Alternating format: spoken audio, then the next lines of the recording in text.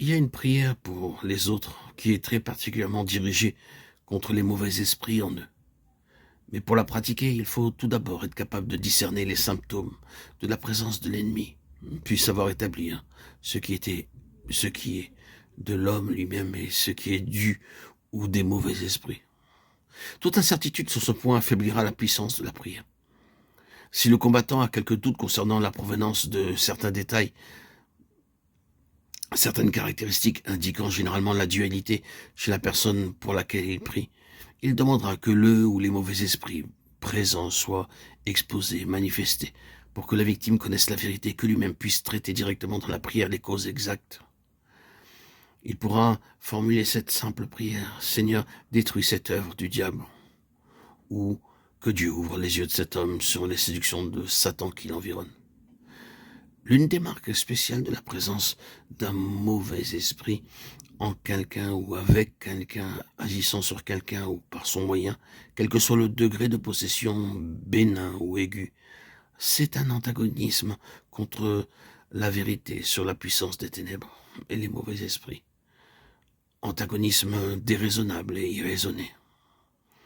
Un homme qui n'est pas touché par eux peut se livrer calmement à l'étude de ce qui les concerne aussi librement qu'il s'adonne à toute autre étude.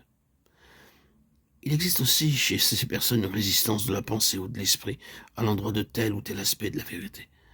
Qu'il s'agisse de vérités scripturales dont elles ont très particulièrement besoin, ou de vérités sur leur expérience spirituelle ou sur elles-mêmes et leur action, vérités que les esprits de mensonge veulent empêcher qu'elles connaissent. Alors que l'une des marques distinctives de la présence du Saint-Esprit agissant en quelqu'un ou par quelqu'un, c'est une pensée franchement ouverte à la vérité, un désir, une soif ardente de vérité, sans arrière-pensée au sujet des conséquences ou de la souffrance que cela peut comporter. Les croyants, à tous les degrés de vie spirituelle, se rangent du côté de Dieu lorsqu'ils disent « Je veux être accessible à la vérité ». Et ce faisant, ils permettent à l'esprit de vérité de faire son œuvre en eux. Le soldat de la prière veillera à ne pas confondre l'activité des mauvais esprits avec celle de leurs victimes.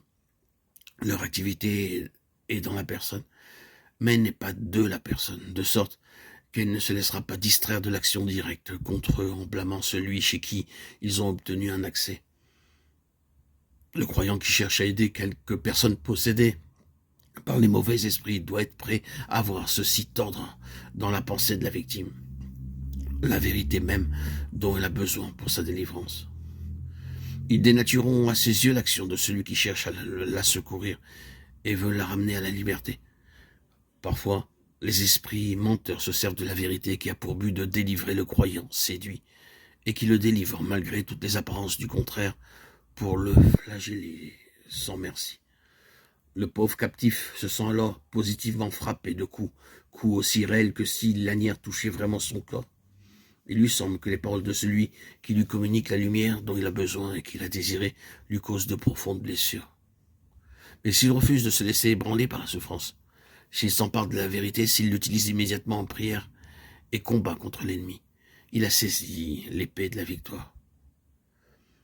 Par exemple, s'il lui dit « l'ennemi est en train de vous séduire » et qu'il répond immédiatement « c'est contre ma volonté que Dieu me révèle toutes les séductions de Satan ».